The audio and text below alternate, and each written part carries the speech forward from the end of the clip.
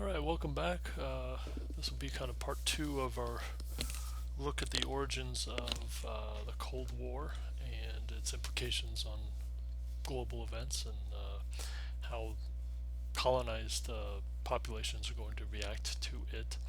Uh, in this segment, we're going to be looking at the events of the Chinese Revolution, the Korean War, and the rift, the really kind of perpetual rift between the Soviet Union and the United States, and the ramifications that that has, both domestically within the United States, but then also how it's going to really lead to a increasing kind of militaristic view of world events in this early period of the Cold War. So relations between the Soviet Union and the United States had really chilled considerably by 1949. That you from last lecture we took a look at how the bipolar perspectives of ideology were really beginning to carve out specific spheres of influence that was leading to a this liberal democracy on the one hand, and communism on the other. There would be a series of other stunning events that helped perpetuate the Cold War concerns, especially with regard to national security and the containment of communism. And so that's what we'll be taking a look at. It should be noted, and it's important to understand, that during World War II, nearly every major power pursued atomic technology. The United States was the first to successfully make that breakthrough, but there were nuclear programs in Nazi Germany and even in Imperial Japan as well. Stalin wasn't terribly surprised when he learned of America's successful atomic test in 1945. Historians speculate that he wasn't surprised because he already knew about the project. And there were Soviet sympathizers within the nuclear testing program within the United States. Klaus Fuchs was one such individual who passed test results and designs of atomic weapons onto the USSR. Julius and Ethel Rosenberg were also two individuals that were tried and sentenced, and ultimately they were executed. Julius Rosenberg was an engineer working on the Manhattan Project, the code name for the atomic weapons program in the United States, and he did recruit others to pass secrets on to the Soviets. Ethel was Julius's wife. She wasn't a spy in herself, but she was charged and convicted in the hopes of making Julius confess. And they were both convicted of espionage and executed in 1953. By 1949, the USSR had successfully tested an atomic weapon. It's not known exactly how helpful the leaked information aided the Soviets in breaking through in making a successful detonation. But from 1949 on, you have not just one nuclear superpower, but now two. Also, we have in the same year, 1949, China falling to communism. Just as a brief review, after World War II, China, that had been suffering from a civil war between nationalist and communist forces since 1927, had brokered a peace, a cessation of hostilities during the Second World War itself, and even during the Second Sino-Japanese War. That basically the Chinese communists and the Chinese nationalists agreed that the biggest threat wasn't each other, but it was this foreign invader, the Japanese, primarily. And so the nationalists led by Chiang Kai-shek and the communists led by Mao Zedong decided to unite together, defeat that common enemy. But by 1945, they were back engaging in a civil war, in you know contest for control of China itself. By 1949, Mao and his communist regime had secured mainland China and forced Chiang and his followers, his nationalist faction, to retreat to Taiwan, what was then known as Formosa. Now, Taiwan, it was and is a part of China. It's the reason for China wanting it back to this very day. You may hear quite a bit of it in the news as far as kind of being a bone of contention between particularly the United States and communist China. So the United States did not recognize Mao Zedong and the communist regime as the legitimate government of China until the 1970s.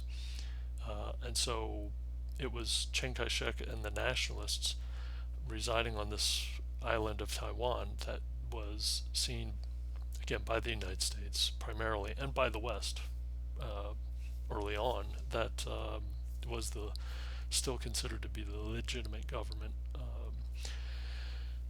But for all intents and purposes, Mao Zedong had succeeded in winning a pretty decisive victory in governing, winning out in this Chinese Civil War. The reasons for a communist victory were many. Mao was more popular among the peasants. Communists ended up doing more for the people. Chiang and his subordinates were seen as being corrupt, petulant, and also stubborn. U.S. officials noted that even during World War II and afterward, that Chiang was dictatorial in the way he went about perceiving himself, and also kind of how he rewarded those that were loyal to him. It was not a meritocracy. It was basically kind of he was really interested in almost establishing a cult-like personality, or a cult of personality, for himself. So these did not really endear the people to Chiang. It really didn't help the nationalists' efforts in trying to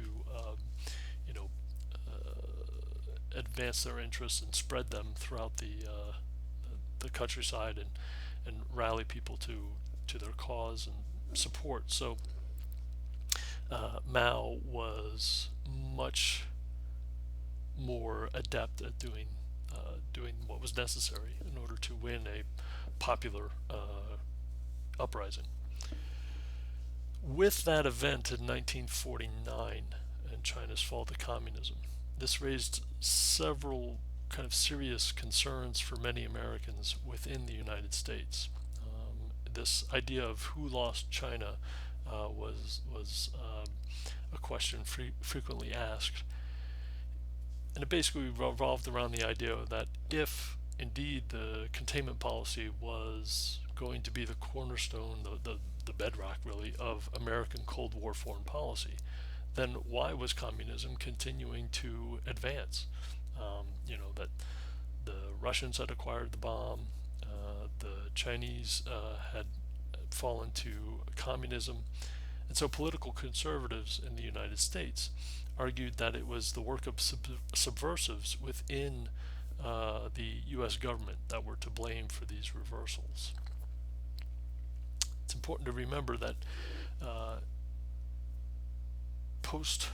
in the post-World War II era, there were anti-communist efforts that predated China's fall. even as early as 1947, the Truman administration had established loyalty screening boards to investigate federal employees, and so there were safeguards in effect that were, you know, basically vetting federal bureaucrats to make sure that they weren't communist sympathizers or members of the Communist Party. But because of the turn of events on the international stage, this was kind of whipping much of the country up into an anti-communist hysteria. This would result in what's known as a Red Scare. This tide of a Red Scare was in place in the 1950s. There was a similar kind of wave of hysteria that affected the United States in the 1920s after communism installed itself in Russia following its Russian Revolution.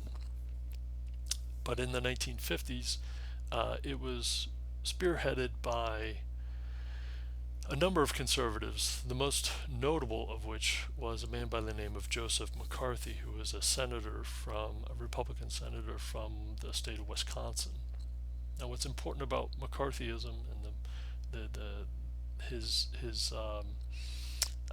process of trying to root out communism within the United States was that he, at every turn, was completely unsuccessful in doing so. And in many respects, the hysteria that he churned up within the populace in the United States and the fears that he played off of made it so that it distracted the public attention from effectively combating communist subversion within the United States. And so the measures that were put into effect to create these kind of safeguards to protect the national interest became themselves targets of these kinds of McCarthyist tactics and basically were seen as part of the problem rather than part of the solution. And yet they had been rather pivotal in maintaining the national security interests of the United States. It's very akin to what happened during the Salem witch trials, in which just simple accusation became a judgment itself, a conviction itself, and so there was no need for much evidence in order to get public opinion to turn against individuals in society, and that type of mentality is completely irresponsible and unproductive when it comes to times of heightened tension and increased stress. That there's almost a greater need to apply rationale to provide or pursue and follow established methodologies in order to reach constructive, coherent conclusions that are going to be, very effective in kind of restoring a sense of security or order or what have you. But this kind of irrational, kind of a reactive type of response is more psychological than it is actually kind of realist or rational in approach. So these two events for the remainder of Truman's term in office, second term in office, focused on the shift that was occurring in the Cold War and how the United States was going to kind of pivot its foreign policy. China's revolution and the Soviet Soviets acquiring nuclear technology changed the dynamics here considerably. By 1950, U.S. foreign policy took a more militaristic tone towards the Soviet Union. This is best seen in the document known as NSC 68, in which Truman called for a reassessment of U.S. Defense policy.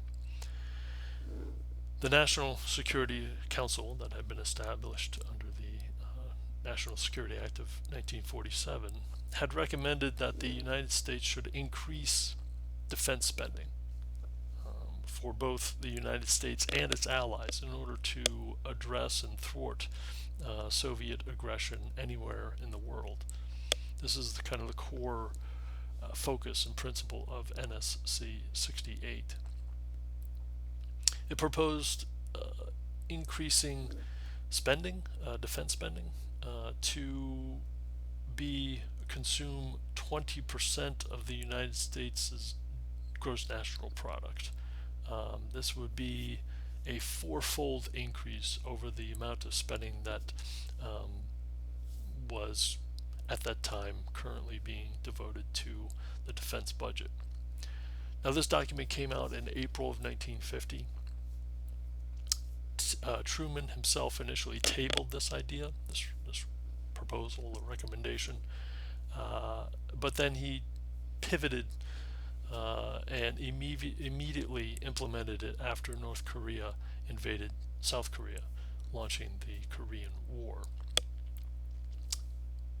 As far as the Korean War is concerned, after World War II, the United States and the USSR agreed to split the Korean Peninsula at what was known as roughly the 38th parallel.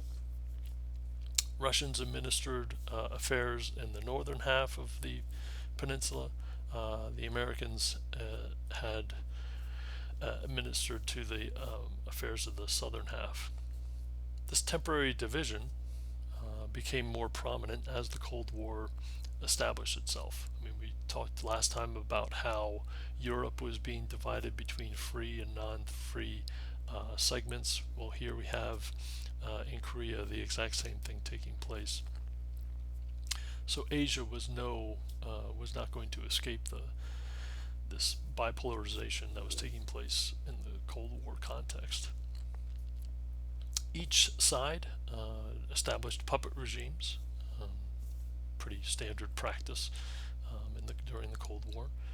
Throughout the late 1940s, each side had constructed or had conducted border raids, and in June of 1950, North Korea invaded South Korea, intent on unifying the country under communist rule.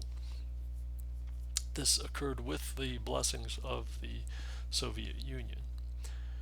Truman, in response, committed U.S. supplies and personnel immediately. This broadened the scope of defending South Korea and included and Truman appealed to the United Nations in order to gain kind of a broader coalition of not only support but also legitimacy, that this was a provocation that required international attention, and he was successful. That in addition to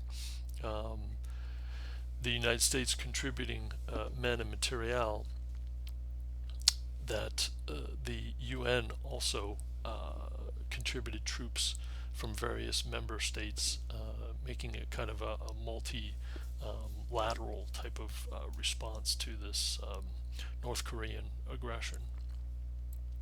So it added to a sense of legitimacy, while at the same time delegitimizing North Korea's actions. U.S. forces, the Allied coalition, you might say, was put under the command of General MacArthur, who successfully carried out what was known as the Incheon offensive. This was an amphibious landing near the city of Incheon, in which U.S. forces seized the initiative. North Korean troops that had nearly taken over the entire peninsula were caught off guard, and they retreated rapidly back across the 38th parallel. When that happened, the United States and the UN had a decision to make. Should they pursue the North Koreans across that border?